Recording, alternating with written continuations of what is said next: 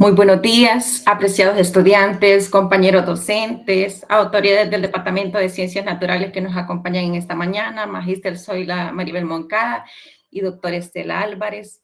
En nombre del equipo de Cátedra de la Tierra, doctor Gonzalo Cruz Calderón, les damos la más cordial bienvenida a la semana de actividades del tercer periodo académico 2025 de este programa educativo. En esta ocasión, saludándoles vía remota. Este proyecto educativo pretende fomentar una conciencia ambiental en ustedes, docentes en formación, mediante actividades como charlas, conferencias, campañas de reciclaje, entre otras, donde se abordan temas sobre sostenibilidad, cambio climático, gestión del riesgo, promoviendo el pensamiento crítico y la acción responsable para el cuidado del planeta. Hoy, lunes 13 de octubre, iniciamos y estaremos a lo largo de toda la semana con un equipo de expertos abordando, como les mencionaba, diversas actividades con temas muy interesantes. Y nos enfocaremos esta semana en gestión del riesgo. Antes de iniciar esta conferencia programada para esta mañana, les recordamos a los participantes que hay que confirmar asistencia y esta vez lo haremos a través de un formulario que se compartirá en el chat de esta sesión. Por favor, estar pendientes. Este formulario, es importante aclarar, debe contener una palabra clave para poder validar su participación. Esta palabra clave también va a ser compartida a través del chat y es muy importante que a la hora de registrarla en el formulario lo hagan correctamente. De lo contrario, su asistencia no será válida. Es decir, la palabra clave es garantía de que usted está presente en la reunión y está atento y atenta. Importante también aclarar que el formulario, una vez se comparte en el chat, solamente estará habilitado por 5 minutos, de modo que deben registrarse inmediatamente se comparta. También les pedimos, por favor, no compartir el formulario de asistencia con personas que no están en esta reunión, ya que el listado de respuestas del formulario se cotejará, se comparará con la lista de asistentes de Google Meet. Entonces, por favor, no compartirlo con terceras personas, ya que igualmente terceras personas que no estén en la sesión no será válido su asistencia. Habiendo hecho estas observaciones, es un verdadero honor para mí presentar la conferencia de esta mañana llamada Gestión Integral de Riesgo y Desastres, Cambio Climático y Variabilidad Climática, a cargo de nuestro conferencista invitado, el magíster Rodrigo Palacios. Me permito leer la hoja de vida. Rodrigo Alejandro Palacios es máster en recursos hídricos con orientación en hidrogeología por la Universidad Nacional Autónoma de Honduras. Es licenciado en Ciencias Naturales por esta casa de estudios, la UPN-FM. Es pasante en Ingeniería en Gestión de Ambiente y Desarrollo del Centro Universitario Tecnológico. Como experiencia laboral, es especialista en minería artesanal y en pequeña escala en proyectos Planet Gold Honduras con la Secretaría de Recursos Naturales y Ambiente (SERNA), especialista en minería artesanal y en pequeña escala del proyecto implementado por el Programa de las Naciones Unidas para el Medio Ambiente. Además, también es especialista en acción climática y cuenta con muchísima más experiencia en esta área. Sin duda alguna, estamos en manos expertas en esta mañana para esta conferencia, así que, sin más preámbulos, le damos la bienvenida al magíster Rodrigo Palacios. Sea bienvenido, Rodrigo, muchísimas gracias nuevamente por acompañarnos en estas jornadas de Cátedra de la Tierra. El espacio es suyo. Muchas gracias, licenciada Cintia. Solo me confirman si se escucha bien el audio, por favor. Sí, se le escucha. Ok, perfecto. Un placer a todos. Mi nombre es Rodrigo Palacios y el día de hoy vamos a abordar una cátedra que tiene por tema Gestión Integral de Riesgos y Desastres, Cambio Climático y Variabilidad Climática. La idea de esta cátedra es que podamos conocer las bases tanto del cambio climático como de la variabilidad climática y que podamos analizar también cuáles son las aplicaciones que tenemos en nuestro país para la gestión integral de riesgos y desastres a través de los sistemas de alerta temprana, por lo cual vamos a abordarlo desde un corte bastante didáctico, Si tienen cualquier tipo de preguntas o consultas, las podemos dejar para el final de la reunión. Y también si es algo bastante puntual, pues lo pueden ir haciendo en el transcurso de la presentación. Para que podamos enfocarnos bien, la idea es que podamos conocer cómo es que se origina el cambio climático, qué relación tiene esto con la variabilidad climática y que al final busquemos cuál es la forma que podemos mitigar los efectos que estos tienen en nuestro país y también conocer un poquito acerca de cuál es la participación de las instituciones de múltiples sectores en Honduras. Para que podamos comprenderlo mejor, tenemos que remontarnos hasta los años 1800, que es donde inicia la revolución industrial. Sabemos que la revolución industrial es un punto de partida para la emisión de gases de efecto invernadero porque aquí empieza el desarrollo de múltiples industrias. Usualmente siempre que se habla de revolución industrial o si ustedes buscan en internet revolución industrial, van a ver imágenes como estas de las calderas de fábricas y ahí aparece un poquito la emisión de los gases. Si lo revisamos en torno a gráficas, por ejemplo, vamos a observar que desde los años 1800, 1850 es a donde empiezan primero las emisiones de carbón, luego ya con el uso de los vehículos y de otros vehículos que utilizan motores a vapor y combustión, como los barcos, por ejemplo, y empieza el uso del crudo y después empieza el uso del gas natural. En este gráfico se puede observar que las mayores emisiones ya empiezan cerca de los años 1900 y son emisiones que van continuando de una forma exponencial. También hay que comprender que con el auge de la revolución industrial también empiezan muchos movimientos ambientalistas cerca de los años 1950, 1960, 1970 y con esto nace también la educación ambiental y aquí es donde entra un modelo que lo conocemos como el modelo de economía circular. Anteriormente y con ese desarrollo de la revolución industrial se hablaba de una economía lineal. ¿Qué es básicamente la economía lineal? Consiste en extraer materias primas para poder generar bienes y servicios que estos pueden ser consumidos por las personas y al final se desechan. ¿Cuál es el problema que empezamos a observar con esto?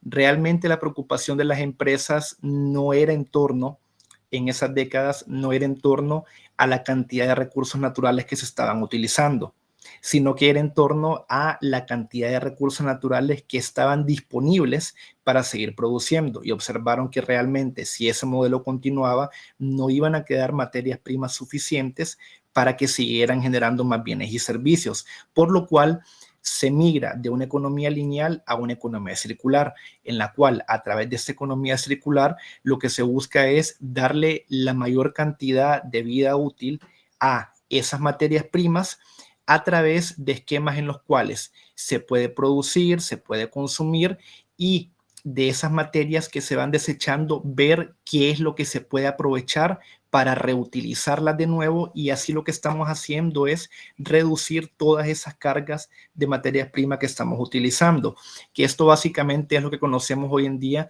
como el desarrollo sostenible. Cuando hablamos de un desarrollo sostenible nos estamos refiriendo a que podamos hacer uso de los recursos naturales, los podamos aprovechar siempre y cuando estos recursos naturales estén presentes en cantidad y calidad para las generaciones presentes sin comprometer la cantidad y calidad que estamos dejando esos recursos naturales para las generaciones futuras. Y también por aquí es importante que podamos comprender un poquito la clasificación de la contaminación. La contaminación, según el tipo de fuente, puede ser de manera natural o puede ser antropogénica. Usualmente estamos acostumbrados a relacionar la contaminación con efecto de las actividades de los seres humanos. Sin embargo, los mismos ecosistemas pueden generar contaminación, ya sea a través de las emisiones de los gases de efecto invernadero que se pueden dar de manera natural, puede ser por erupciones volcánicas, puede existir también contaminación del recurso hídrico por interacción que tiene con el suelo, etcétera. Pero también la podemos tener según el medio que afecta, ya sea aire, agua y suelo. Y por ahí, si recordamos un poquito las clases de educación ambiental y todo lo que ustedes vieron durante el bachillerato y que se ha estudiado durante toda la vida, sabemos que nosotros vivimos en un sistema que se llama biosfera. La biosfera está compuesta por 3 subsistemas: atmósfera, hidrosfera y litosfera. Y sabemos que la interacción que ocurra entre estos 3 o cualquier tipo de desequilibrio que ocurra en estos va a afectarlos a todos de manera integral, por lo cual el día de hoy estamos estudiando esos temas para poder saber cómo es que nos afecta esto a nosotros y que pensemos también qué es lo que podemos hacer nosotros para generar esta carga hacia el planeta. En el caso de la contaminación atmosférica, lo podemos definir de una manera como bien sencilla, como la presencia de cualquier tipo de sustancia que pueda comprometer la calidad del aire que nosotros estamos respirando. Y aquí entran todos aquellos contaminantes que son presentes a partir de la industria, pero también aquellos contaminantes atmosféricos que se pueden dar de manera natural. Y aquí siempre es importante comprender que el punto de partida para contaminación atmosférica de manera antropogénica es puntualmente la revolución industrial. Y para que podamos hablar de cambio climático, es importante que podamos analizar también los gases de efecto invernadero. Tenemos múltiples gases de efecto invernadero, como el vapor de agua, el dióxido de carbono, el metano, óxido nitroso, y también tenemos los gases fluorados, que son los que generan una mayor afectación. ¿Por qué es importante que podamos comprender acerca de estos gases de efecto invernadero? El papel que estos juegan es que ellos absorben la radiación infrarroja que viene por parte del sol. Realmente no es malo el hecho de que tengamos radiación infrarroja que viene por parte del sol, porque al final toda esta radiación solar sirve para que haya vida en nuestro planeta. Si nosotros miramos, por ejemplo, las cadenas tróficas parten de los productores, pero para que podamos tener productores como las plantas, el plancton, el fitoplancton, necesitamos que exista radiación solar, porque esto es la base para los organismos que son fotosintéticos. Si tenemos organismos fotosintéticos, vamos a tener consumidores primarios, secundarios y terciarios, y al final ese es el ciclo que tenemos de esas pirámides y las redes tróficas. Ahora, ¿qué sucede? Cuando tenemos un exceso de estos gases de efecto invernadero, esa radiación que ingresa al planeta Tierra no toda se puede aprovechar a través de procesos como la fotosíntesis, sino que va a haber una parte de esta que va a quedar en nuestro planeta. Entonces, aquí es importante comprender ciertas características de esos gases de efecto invernadero. Primero, saber cuánto tiempo estos gases de efecto invernadero van a estar presentes en nuestro planeta. Y segundo, conocer cuál es la capacidad de estos gases de efecto invernadero de absorber calor, porque realmente no todos absorben el calor de la misma forma. Hay algunos que van a absorber más calor todavía o que van a absorber más radiación infrarroja y en consecuencia van a tardar mucho más tiempo en que esa se pueda desintegrar. Entonces, aquí aparece un modelo típico de los gases de efecto invernadero.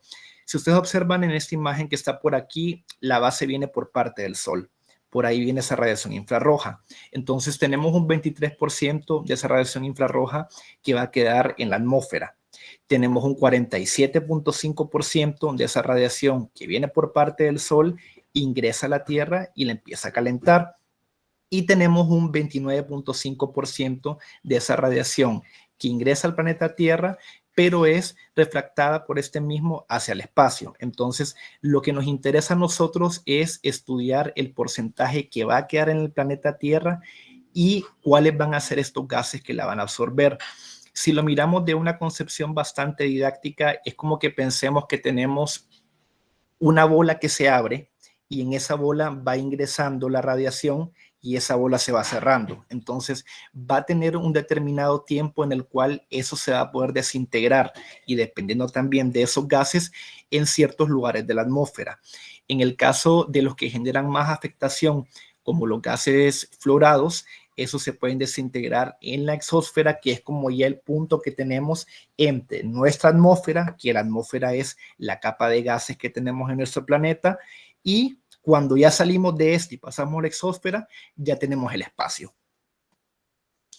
Para que recordemos un poquito acerca de la troposfera, la estratosfera y esas capas que tenemos en la atmósfera, en el caso de donde vamos a tener los fenómenos meteorológicos como los huracanes, las tormentas tropicales, las vaguadas, las lluvias, esto ocurre en la parte de la troposfera.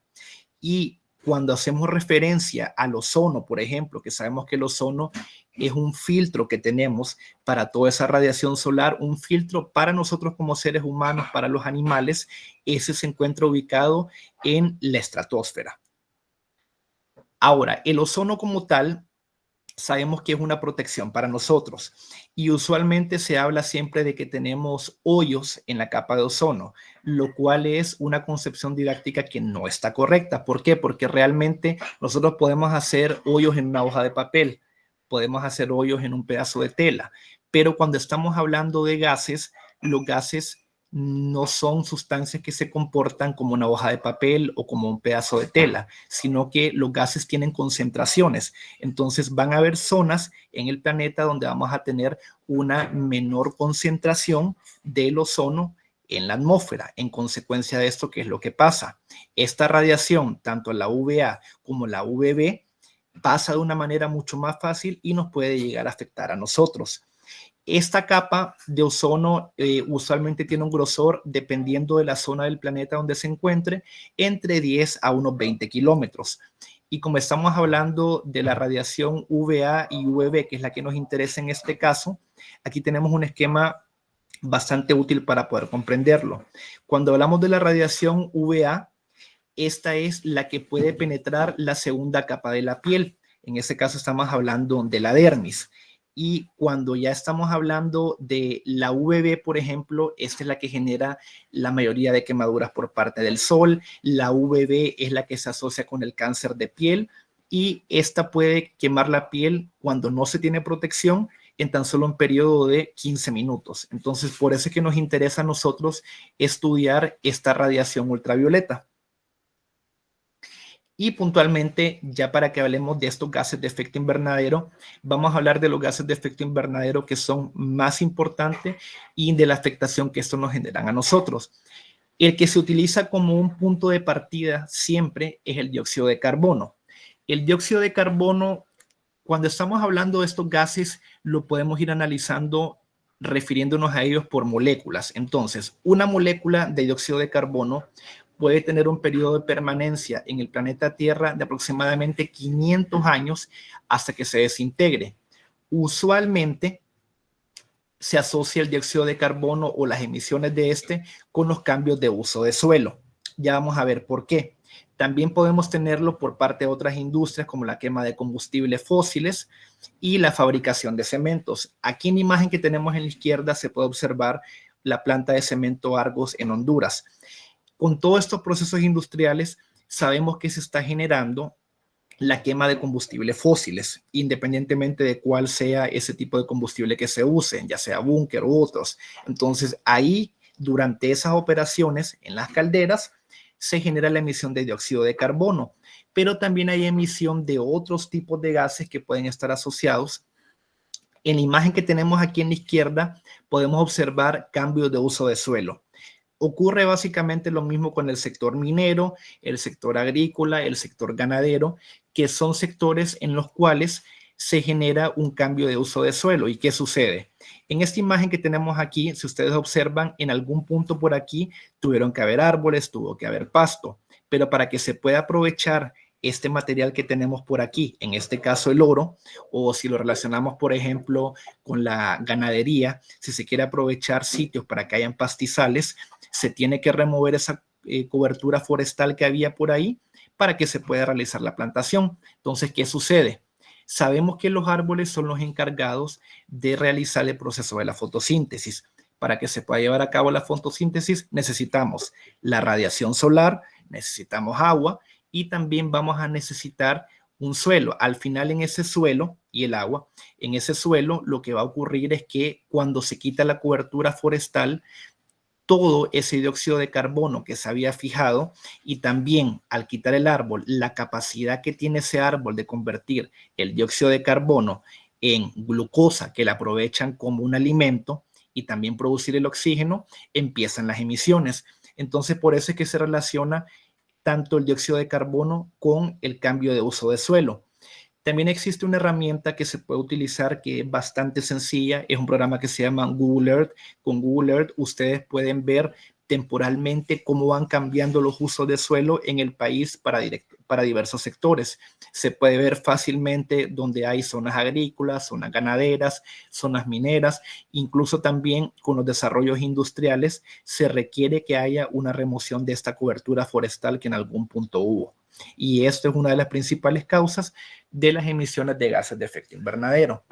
Ahora, cuando estamos hablando acerca del potencial de calentamiento global, en el caso del Panel Intergubernamental de Cambio Climático, el IPCC, nos habla de que esta es una medida relativa de cuánto calor puede ser atrapado por un determinado gas de efecto invernadero.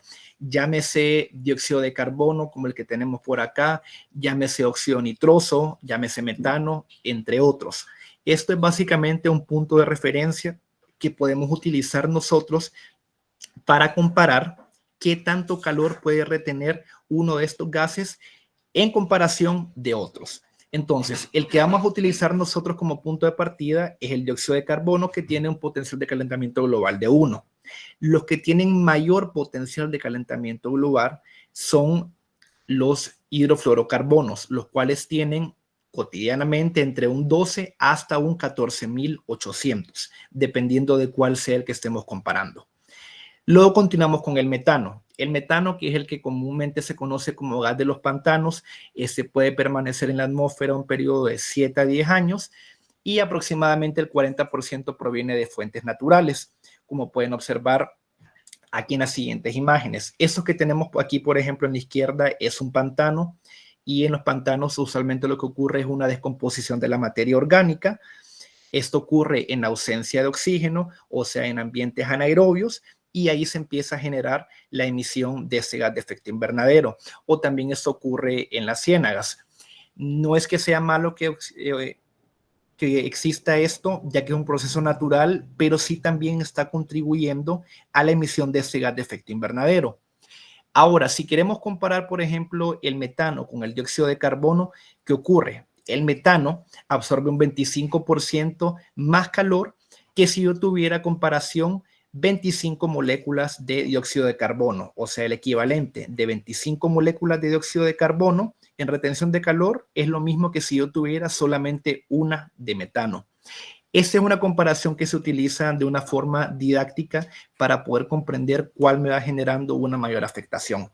De ahí pasamos al óxido nitroso, que el óxido nitroso permanece entre 140 a 190 años en la atmósfera.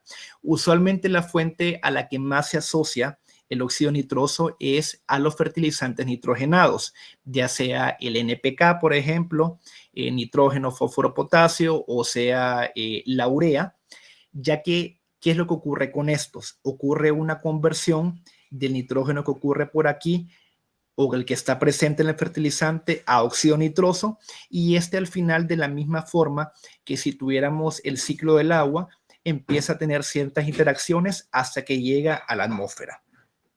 Aquí podemos ver este ciclo del nitrógeno que les comentaba, que es exactamente lo mismo que el ciclo del agua, va a tener las mismas interacciones tanto en el suelo como en la atmósfera, como también en el agua. Y por último vamos a tener los gases fluorados, que son gases de una larga vida atmosférica, en los cuales tenemos hidrofluorocarbonos, perfluorocarbonos, hexafluoruro de azufre, trifluoruro de azufre, entre otros. Estos se utilizan como solventes industriales, se utilizan para gases en las neveras como refrigerantes, producción de aluminio y magnesio, entre otros. Y aquí tenemos la comparación del hexafluoruro de azufre, que es este que tenemos por acá, versus el dióxido de carbono. La relación es que si yo tuviera una molécula de este hexafluoruro de azufre, sería el equivalente a que me absorbe la misma cantidad que 23.000 moléculas de dióxido de carbono. Entonces, esto nos va dando la idea a nosotros que estos gases fluorados tienen una mayor afectación en términos de retención de calor para el planeta. Y aquí pues aparece un cuadro resumen de la permanencia que van a tener estos, que en este caso los que permanecen más tiempo en el planeta van a ser los gases fluorados. Y para que se pueda comprender un poco mejor lo que estamos hablando de la revolución industrial y la emisión de los gases de efecto invernadero, observamos que aproximadamente en los años 1800, años 1850, es a donde empieza a crecer de manera exponencial las concentraciones de dióxido de carbono, metano y óxido nitroso. Este gráfico es bastante ilustrativo en el punto que nos permite ver a nosotros que desde el año 0 al año 500, año 1000, 1500, las emisiones de estos gases de efecto invernadero se mantenían constantes. No quiere decir que no habían emisiones, sino que las emisiones eran bastante bajas en comparación a las emisiones que tenemos hoy en día. Y aquí tenemos también otro gráfico donde podemos ver estas emisiones de gases de efecto invernadero. Sabemos que podemos relacionar directamente, en el caso del dióxido de carbono, óxido nitroso y también el metano, con procesos industriales, con cambios de uso de suelo o con ciertos sectores productivos. Pero ¿qué sucede, por ejemplo, con los que tenemos por aquí, con los gases fluorados, con los clorofluorocarbonos, el 12, el 11, el hidrofluorocarbono 22 o el hidrofluorocarbono 134A, perdón? ¿Qué sucede con ellos? Ellos empiezan a utilizar a partir de los años 1950, 1960, y empezamos a ver que algunos de ellos, las concentraciones crecen exponencialmente, pero luego empiezan a bajar. ¿Y esto por qué se debe? Primero, estos como tal no los encontramos en la naturaleza. Estos se han sintetizado en laboratorio. Entonces, si ustedes miran gráficos que vienen desde los años 1800, años 1500 o el año 0, no los vamos a encontrar. Estos se producen en laboratorio y se utilizan de una manera industrial. Entonces, a medida se empezó a ver que estos gases de efecto invernadero eran los que retenían más calor, ¿qué es lo que van haciendo? Se va migrando a nuevos gases que tienen el mismo uso, pero que generan una menor afectación. Entonces, por eso es que vamos a ver que hay bastantes de estos gases fluorados que se utilizan en la actualidad y hay otros que ya no se pueden utilizar. A propósito, cuando se quieren introducir, por ejemplo, equipos a nuestro país que utilizan gases fluorados, se necesitan de la autorización de la Unidad Técnica de Ozono de Honduras, que esta pertenece a la Secretaría de Recursos Naturales y Ambiente, que es la que puede determinar si un equipo puede ingresar a nuestro país o no. Ahora, ya hablamos un poquito de las bases del cambio climático, hablamos de esos gases de efecto invernadero. Ahora es importante que comprendamos qué es lo que ocasiona el cambio climático y también qué sucede con la variabilidad climática, que no son lo mismo, pero que usualmente se utilizan como sinónimos.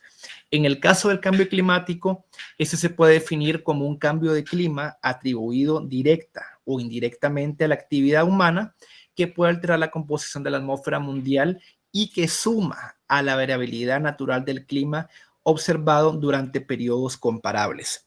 Si ustedes miran por aquí en estos gráficos, usualmente el periodo de tiempo que se utiliza y es el que sugiere el panel intergubernamental de cambio climático es un periodo de 30 años. ¿Por qué se usan periodos de 30 años? Porque cuando se toman periodos menores a esto, periodos ya sea de 5 o 10 años, esto me permite ver a mí variabilidad climática nada más. Llámese fenómeno del niño o fenómeno de la niña, que ya los vamos a estudiar, pero cuando realmente yo quiero ver cambio climático como tal, tienen que ser periodos mayores a 30 años para que uno pueda ver realmente cuál es ese comportamiento. Usualmente las variables que se utilizan cuando estamos hablando de cambio climático para estudiar, se utiliza, por ejemplo, radiación solar, las precipitaciones, llámese precipitación a la lluvia, al granizo, a la nieve. También se comparan las temperaturas para poder ver. Entonces, estos periodos de tiempo comparables son periodos de usualmente más de 30 años para que me dé una idea de realmente cuál es el comportamiento que está ocurriendo. En el caso de los ecosistemas, sabemos que si hay un aumento de la temperatura, ocurre el derretimiento de los casquetes polares. También existe una dilatación de los cuerpos de agua superficial, que también en eso se traduce el aumento del nivel del mar. En consecuencia de esto, ¿qué pasa? Vamos a tener traslado de especies a otros ecosistemas, ya sea por iniciativa de ciertos programas o porque las mismas especies tienen que migrar. También el mismo cambio climático tiene dos efectos en el agua. Recordemos que el agua tiene que estar presente tanto en cantidad como en calidad. Entonces, el cambio climático puede hacer que aumenten las precipitaciones o que las precipitaciones disminuyan. En consecuencia de esto, si disminuyen las precipitaciones, recordemos que tenemos un ciclo del agua. Ese ciclo del agua, el que hemos estado estudiando desde que estamos en primaria, sabemos que el agua pasa por diversos sitios y tiene interacciones en esos diversos sitios. Entonces, si tenemos una reducción de las precipitaciones, vamos a tener una menor cantidad de agua subterránea. Y si tenemos menos agua subterránea, ¿qué pasa? Existen muchas islas o existen también los pequeños estados insulares en desarrollo que dependen casi que al 100% del agua subterránea como una fuente de agua potable. ¿Y qué sucede si ellos entre más agua subterránea empiezan a bombear para poder utilizar? ¿Qué va a pasar? En las zonas costeras se puede dar una mezcla entre esa agua subterránea, que es agua dulce, y el agua salada que proviene por parte de los océanos, y eso compromete la calidad del agua. En consecuencia, no es un agua que se pueda consumir directamente o que se pueda consumir con procesos que sean sencillos de potabilización. Se tiene que desalinizar y eso ya incurre en más costos. Aquí tenemos este ciclo del agua, donde se puede ver cuáles son todas las interacciones que va teniendo. Y es importante que se comprenda también la variabilidad climática. Sabemos que el cambio climático va a modificar el ciclo hidrológico a nivel mundial. Es algo que ya se ha estado viendo, es algo que se estudia. Y también si ustedes buscan los escenarios climáticos, van a ver que en esos escenarios climáticos, dependiendo del tipo de escenario que se haya utilizado para el estudio, vamos a tener proyecciones al año 2025, tenemos proyecciones al año 2030, 2050, 2075, 2100, donde se puede observar que vamos a tener variaciones en torno a lo que se puede esperar de este ciclo hidrológico. Podemos tener o mayores precipitaciones o menores precipitaciones, y lo mismo puede ocurrir en torno a las temperaturas. En el caso de esta variabilidad climática, es importante comprender que nosotros como seres humanos no tenemos una incidencia directa en torno a lo que pasa de la variabilidad climática. Sin embargo, las mismas prácticas que tenemos nosotros pueden exacerbar la duración de estos fenómenos. Estos fenómenos que cotidianamente tenemos en nuestro país, hay dos de ellos que principalmente son los que más se estudian. Primero tenemos el Niño, que sabemos que el Niño se asocia con una reducción de las precipitaciones y un aumento de la temperatura. Con el caso del Niño, lo que ocurre es que hay un calentamiento de más de medio grado Celsius de la temperatura promedio en la superficie del mar en el Océano Pacífico. Entonces, ¿qué pasa con esto? Esto afecta la circulación global de los vientos y al final se traduce en que en nuestro país, en una determinada temporada, vamos a tener un aumento de la temperatura y una disminución de las precipitaciones. Ok, entonces, ¿qué problema se presenta con esto? Primero, sabemos que esto va a afectar a diversos sectores productivos. Aquí tenemos el ejemplo del sector agrícola de nuestro país. Por eso es que ustedes observan por ahí que cuando tenemos años niños, se generan boletines, ya sea por Secretaría de Recursos Naturales y Ambientes, por la Secretaría de Agricultura y Ganadería, por la SAC, también se generan boletines por parte del Comité Permanente de Contingencias o la COPECO, donde indican que este va a ser un año niño. Entonces, los agricultores tienen que tener eso en consideración para que no pierdan sus cultivos. Y por aquí empieza la relación de estos fenómenos con la gestión integral de riesgos y desastres. Todos esos procesos donde se informa a la población acerca de cuál es el estado del clima que vamos a tener, cuál es el estado del tiempo, forma parte de esa gestión integral de riesgos y desastres. Caso contrario a lo que estábamos viendo anteriormente, tenemos a la niña, que la niña se asocia con un enfriamiento de más de medio grado Celsius de la temperatura promedio en la superficie del mar en el Océano Pacífico. Entonces, en consecuencia de esto, ¿qué va a ocurrir? vamos a tener un cambio de la circulación atmosférica y de las corrientes marinas, y esto genera para nuestro país, cuando son esos años niñas, una mayor cantidad de precipitaciones, tenemos mayores inundaciones y tenemos climas que van a ser más fríos.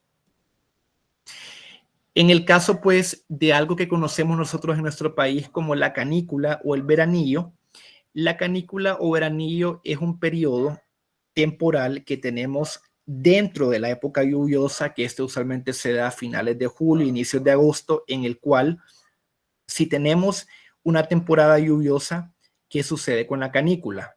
Cesan las lluvias en esa temporada, empiezan a aumentar las temperaturas, aumenta también los efectos negativos que vamos a tener sobre los cultivos, y es un periodo que puede ser letal para los agricultores porque puede generar sequías.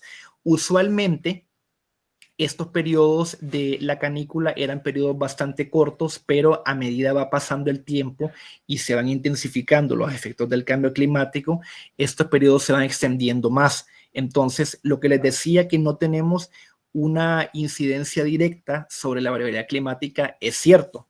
Sin embargo, con el cambio climático podemos exacerbar estos periodos de canícula que vamos a tener, teniendo repercusiones para múltiples sectores productivos. Ahora vamos a ver brevemente un caso de estudio, y es el de los pequeños estados insulares en desarrollo, o los PEID. Esos son un conjunto de 52 países que están ubicados en islas que son de baja altitud, que son islas que están compuestas principalmente por carbonato de calcio y roca volcánica, que la mayor presión que tienen estas islas es en torno a el recurso hídrico. ¿Por qué? Porque en estas islas no tienen agua superficial suficiente para poder satisfacer sus necesidades. ¿Cuál es el problema que se va dando en estas islas? Primero, la única fuente de agua dulce que tienen son las aguas subterráneas. Entonces, como solamente tienen agua subterránea, ¿qué es lo que hacen? Tienen que perforar pozos para poder extraer dicha agua. Pero entre más pozos se van perforando, más carga se va generando para el acuífero. Si pensamos el acuífero de una forma bastante sencilla, el agua subterránea está almacenada en embalses subterráneos. Esos embalses se llaman acuíferos. Son algo más o menos como una piscina en la cual, a través del techo o de los lados, se va infiltrando el agua. Entonces, pensemos que tenemos un embalse subterráneo en el cual se empiezan a perforar varios pozos. Entre más pozos se van perforando, menor es la cantidad de agua dulce que se va teniendo. Y si relacionamos eso con el cambio climático, que el cambio climático me empieza a generar una reducción de las precipitaciones en estas zonas, ¿qué pasa? No tenemos suficiente recarga, entonces estamos agotando ese recurso subterráneo, que sabemos que es un recurso finito. Entonces, va a llegar un punto en el cual vamos a tener tan poca cantidad de agua y van a ser tantas las extracciones de esta agua que se va a mezclar el agua salada de estos océanos con el agua dulce. Y aquí empieza el problema por el cual en muchas de estas islas las personas han tenido que emigrar, porque ya no tienen suficiente cantidad de agua subterránea disponible para poder satisfacer sus necesidades. Entonces, esto es un efecto directo que tenemos del cambio climático en estas islas que son de una baja altitud. ¿Cuáles son los principales efectos que tenemos de cambio climático en los pequeños estados insulares en desarrollo? Primero, fiabilidad y disponibilidad de agua dulce, recordando que el agua tiene que estar presente tanto en cantidad como en calidad. Y segundo, tenemos la subida del nivel del mar por el mismo cambio climático. En este esquema se puede observar cuáles son los efectos que tenemos del cambio climático en los pequeños estados insulares. Si tenemos una reducción de las precipitaciones, eso afecta la recarga de agua subterránea. Si tenemos una disminución del nivel de agua en los acuíferos, esto obliga al uso de las plantas desalinizadoras, siempre y cuando se tenga con los fondos disponibles. Y si tenemos una intrusión salina, que es la mezcla de agua dulce con agua de mar, sabemos que tenemos que empezar a desalinizar y tenemos que buscar otras fuentes como la cosecha de agua lluvia, en el caso que esta se pueda dar porque tenemos suficientes precipitaciones. Ahora, como ya hemos visto un poquito de cambio climático, variabilidad climática y estos gases de efecto invernadero que pueden exacerbar todos estos efectos de la variabilidad climática, vamos a hablar de las generalidades de la gestión integral de riesgos y desastres. Primero, en el caso de los riesgos, hablamos de los riesgos o un riesgo natural como cualquier proceso que representa una amenaza para la vida humana o la propiedad. Es importante comprender que el riesgo va a depender de la exposición que tengamos nosotros como seres humanos ante dicho fenómeno. Se observan estas fotografías que estamos viendo en el lado derecho, son fotografías de la última semana de Tegucigalpa a causa de estas lluvias. Sabemos que en el caso de las prácticas, por ejemplo, de las personas que viven en los bordos, las personas que manejan sus vehículos durante estos eventos de precipitación o las personas que transitan por la calle, están teniendo una exposición ante un riesgo que está presente. Entonces, muchas veces los riesgos se pueden acrecentar dependiendo de las prácticas que tengan las personas. Entonces, al final, el suceso que ocurre, por ejemplo, que hayan precipitaciones exageradas, que eso se conoce como tormentas convectivas.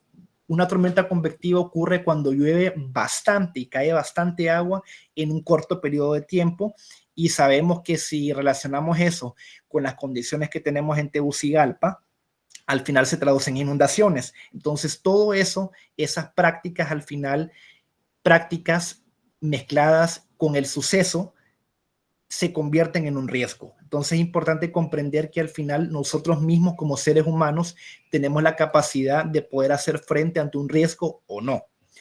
Continuando con el riesgo, también tenemos un riesgo climático global. Entonces, hay un índice que se llama Índice de Riesgo Climático Global, que este índice me habla de la exposición y la vulnerabilidad que vamos a tener ante fenómenos climáticos extremos en diversos países. Este es el más reciente que tenemos, que es el del año 2022, que lo podemos encontrar en el reporte del año 2025, donde podemos observar que en el caso de Honduras, por ejemplo, vamos a tener un índice de riesgo que en este momento se sitúa entre un 51 a un 100. Pero si analizamos lo que pasó en décadas anteriores o años anteriores, por ejemplo, en el periodo de tiempo del año 1993 y el año 2022, Honduras estaba dentro de los países que tenía un mayor índice de riesgo. ¿Por qué? Porque ocurrió el huracán Mitch. Sabemos que el huracán Mitch fue tan devastador al punto que actualmente los efectos negativos económicamente en infraestructura y en pérdida de vidas humanas se siguen percibiendo. Aproximadamente los gastos que dejó este huracán Mitch superan los 7,000 millones de dólares en daños. Entonces aquí empezamos a preguntarnos nosotros, ok, ¿qué podemos hacer nosotros para estar preparados ante estos fenómenos? Esto es algo súper importante porque sabemos que todos estos fenómenos, los huracanes no los podemos parar nosotros. No podemos evitar, por ejemplo, que ocurra una tormenta. No podemos evitar que ocurra un terremoto. Sí podemos estudiar y podemos monitorear para que a través de sistemas de alerta temprana podamos generar alertas pertinentes en el tiempo y que las personas puedan migrar, pero realmente estos fenómenos naturales no los podemos parar nosotros. Entonces, aquí es a donde entran todos esos sistemas de alerta. En el caso del huracán Mitch, el huracán Mitch en un periodo de 5 días destruyó 189 puentes, se perdieron más de 8,600 kilómetros de carretera, más de 17,000 líneas telefónicas, se perdieron 66,188 viviendas y arrasó con el 70% de las plantaciones agrícolas. Ahora, en el caso pues de los desastres, el Mitch fue un desastre y aquí entra un término que también, como les decía, que no podemos hablar de hoyos en la capa de atmósfera, tampoco podemos hablar de los desastres naturales. ¿Por qué no hay desastres naturales? No existen desastres naturales porque sin la participación de los factores humanos no podemos tener un desastre natural como tal. Lo que sí podemos decir es que tenemos fenómenos naturales, que son todos estos que les he estado mencionando. Entonces, un desastre es el efecto de un riesgo en la sociedad. Y esas definiciones las pueden estudiar un poquito más a detalle si ustedes buscan la Estrategia Internacional para la Reducción de Desastres de las Naciones Unidas, o por sus siglas UNDRR. En el caso del desastre, hablamos de un desastre cuando una sociedad no puede hacer frente ante una situación mediante el uso de sus propios recursos, que fue específicamente lo que pasó con el huracán Mitch en el año 1998 y lo que pasó con las tormentas tropicales de ETA e IOTA en el año 2020, cuando estábamos en la pandemia. La vulnerabilidad también, que es lo que les comentaba anteriormente, la vulnerabilidad depende bastante de las características y circunstancias de una comunidad o un sistema, que esto los vuelve dañinos a ellos ante una amenaza. Estas prácticas que les decía de la construcción de casas en los bordos de los ríos, sabemos que son prácticas que vuelven vulnerables a estas personas ante una crecida de este río o ante una tormenta. También existe la exposición que tienen las personas. Aquí tenemos el caso de la Colina Soto, por ejemplo, en Tegucigalpa. Hay personas que todavía viven en esta zona. Yo visité la Colina Soto en el año 2024 y observé que aún en las zonas donde habían desalojado a las personas, todavía habían personas que seguían viviendo aquí. Esto es algo completamente entendible porque muchas personas sacaron préstamos a periodos mayores a 20 años, construyeron sus casas y al final eran zonas que no eran aptas para poder construir, porque aquí hay deslizamiento de laderas. Contrario a como se cree, esto no se produce por una falla geológica que pasa en la zona, sino que es puntualmente por un deslizamiento de ladera, o sea, un terreno que no es apto para poder construir, independientemente de se haga el tipo de obra de contención que se haga, no es una zona apta para esto.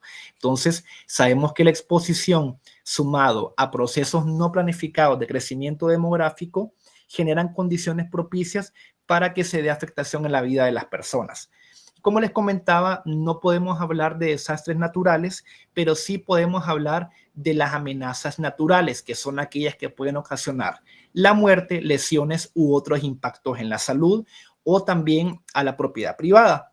¿Cuáles pueden ser estas amenazas que tenemos para nuestro país? Podemos tener huracanes, terremotos, inundaciones, puede haber riesgo de un tsunami, también las sequías, las erupciones volcánicas, que esto no aplica para nuestro país porque todos los volcanes que tenemos en nuestro país son volcanes que están inactivos. Cuando hacemos referencia a volcanes inactivos, usualmente se dice que los volcanes que tienen un periodo en el cual no ha habido actividad mayor a 500 años ya se consideran volcanes inactivos. También tenemos deslizamiento de laderas, sismos, tornados, maremotos, incendios forestales. El riesgo del que estamos hablando se categoriza como la multiplicación de la amenaza por la vulnerabilidad que vamos a tener. Y aquí al final entraba lo que les preguntaba: ¿qué podemos hacer nosotros ante todos estos desastres? Y aquí entra el ciclo de la gestión integral de riesgos y desastres, que este es un ciclo o un proceso sistemático, o sea que ya tiene sus pasos estructurados, en el cual tenemos que utilizar directrices administrativas, organizativas, destrezas y capacidades operativas para que se puedan ejecutar políticas y se pueda fortalecer la capacidad que vamos a tener nosotros como miembros de un país para hacer frente ante los desastres que puedan ocurrir. Ok, entonces, ¿de dónde tenemos que partir aquí? Esto es bastante importante. Como es un ciclo, podemos fijar un punto de partida en el cual nosotros, sabemos, por ejemplo, en este caso, que han ocurrido precipitaciones bastante considerables que están inundando Tegucigalpa. Entonces, ¿qué es lo que vamos a hacer? Tenemos que prepararnos para ese fenómeno. Pero detrás de esta preparación, ¿qué tiene que haber? Tiene que haber una prevención y una mitigación. Y aquí es donde entra en juego la parte de la preparación. La UNDRR nos dice que por cada dólar invertido en la prevención de riesgos se puede ahorrar entre 4 y 15 dólares dependiendo del tipo de riesgo. Por ejemplo, por cada dólar invertido en infraestructura resistente a desastres se puede ahorrar 4 dólares en reconstrucción.